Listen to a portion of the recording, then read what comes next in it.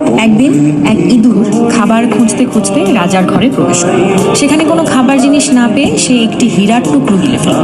এদিকে রাজপ্রাসাদে হীরা চুরি হবার কারণে হুলস্থুল কাণ্ড বেঁধে গেল। রাজামশাই জ্যোতিষকে ডাকলেন। গণনা করে জ্যোতিষী বলল হীরার টুকরোটি একটি ইঁদুর খেয়ে ফেলেছে।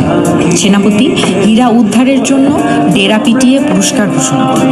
এরপর এক শিকারী রাজসভায় এসে বলল সে ইঁদুর মেরে হীরা উদ্ধার করবে। শিকারী যখন ইঁদুরটির খোঁজে বের হলো তখন দেখতে পেল হাজার হাজার ইঁদুর একে অন্যের সাথে দল বেঁধে রয়েছে, আর একটা মাত্র ইঁদুর সবার থেকে আলাদা এক জায়গায় একটি ইটের উপরে বসা, যেন সে সিংহাসনে বসে আছে। শিকারী তখন ওই ইঁদুরটিকে হত্যা করে তার পেট চিরে হীরার টুকরো বের করে রাজার হাতে তুলে দিল।